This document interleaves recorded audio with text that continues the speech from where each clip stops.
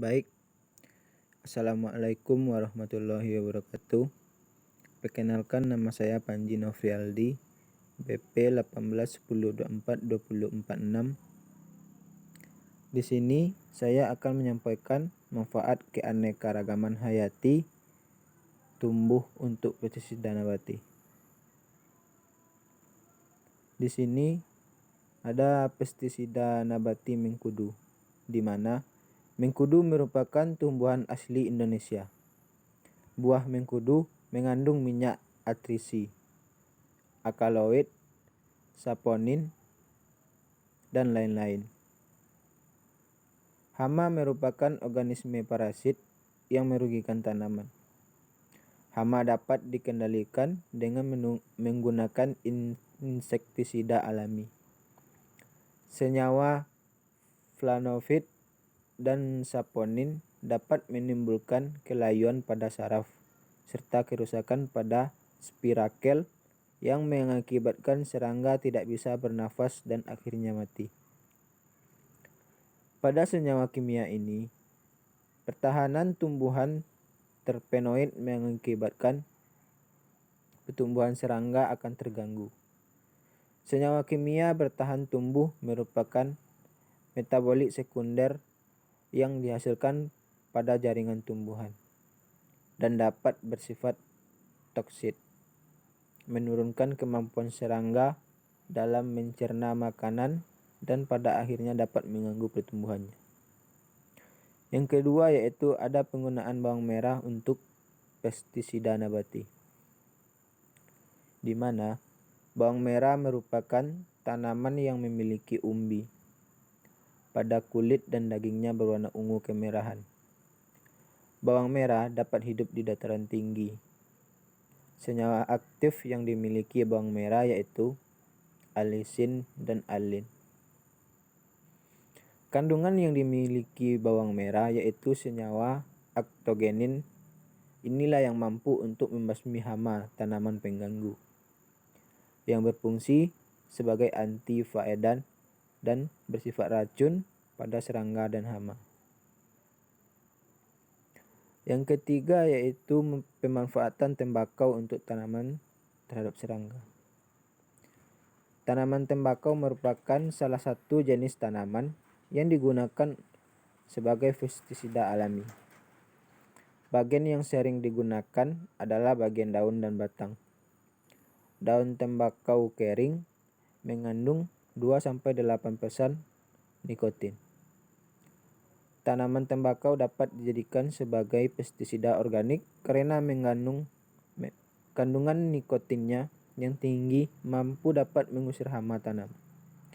Sehingga tembakau bukan hanya digunakan untuk konsumsi rokok, tetapi bisa diolah menjadi pestisida organik.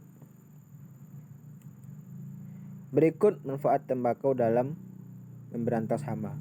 Yang pertama yaitu membunuh serangga, di mana merendam sehelai daun tembakau di dalam 1 liter air dan didiamkan semalam. Nikotin akan dilepaskan ke dalam air dan dilarutkan dapat disemprotkan ke tanaman untuk membunuh serangga. Yang kedua yaitu mencegah serangga kutu tanaman. Menyiapkan campuran yang terdiri atas setengah cangkir bubuk bawang putih, 1 cangkir kompos, dan 1 cangkir tembakau. Kemudian menyebarkan campuran ini di sekitar pangkal tanaman untuk mencegah serangga kutu tanaman. Yang ketiga yaitu mencegah penyakit daun menggulung, di mana penyakit ini disebabkan oleh larva serangga yang menggulung daun untuk dijadikan tempat tinggal. Yang keempat yaitu cegah hama penggerek, di mana menyebarnya tembakau ini di sekitar pangkal pohon persi untuk mencegah hama penggerek. Membasmi kelabang, membasmi tanah dengan campuran air, bawang, dan tembakau. Kelabang bisa menimbulkan masalah karena memakan tanaman yang masih muda. Yang keenam yaitu basmi tikus tanah dengan menyebarkan tembakau pada lubang yang menjadi sarang tikus. Selanjutnya yaitu senyawa alelopati pada alang-alang. Rhizoma atau biasanya disebut akar rimbang. Tanaman alang-alang tersebut tersebar luas di permukaan tanah. Rimpang alang-alang tumbuh memanjang dan bercabang-cabang. Akar serabut alang-alang tumbuh pada ruas-ruas rimpangnya dan juga dari pangkal batangnya. Tanaman alang-alang ini dianggap sebagai gulma yang sangat merugikan tanaman produksi. Jenis tanaman tersebut memberikan pengaruh negatif terhadap pertumbuhan dan perkembangan tanaman lainnya. Hal ini dikarenakan alang-alang merupakan tumbuhan pengganggu yang mampu melepaskan senyawa alelopati. Senyawa alelopati umumnya merupakan metabolit sekunder seperti alkaloid dan sebagainya.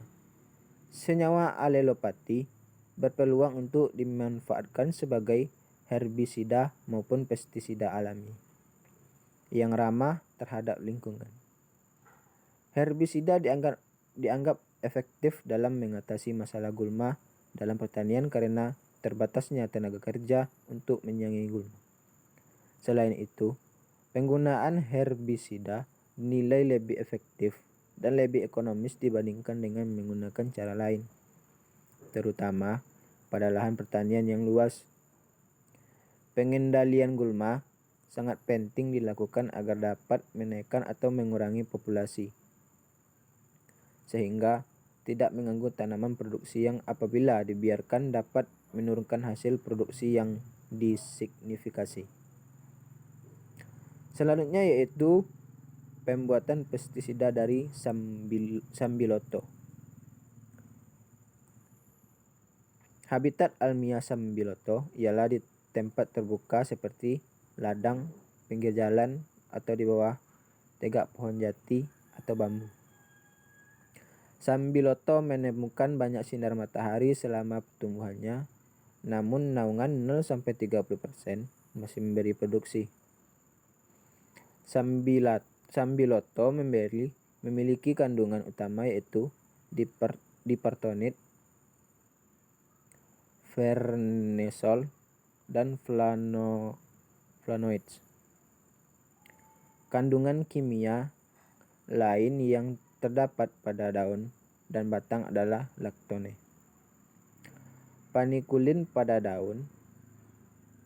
Kandungan kimia yang dimiliki tanaman Sambiloto mampu dibuat sebagai insektisida nabati yang dapat menghilangkan organisme pengganggu tumbuhan. Baik, di bawah ini contoh pembuatan pestisida nabati dengan bahan daun Sambiloto. Alatnya itu ada ember, yang kedua ada itu pengaduk. Bahannya yaitu 1 liter air, ampas daun Sambiloto 50 gram, urin sapi liter. Dekomposer cair liter. Cara pembuatannya yang pertama yaitu masukkan ampas daun Sambiloto ke dalam 1 liter air.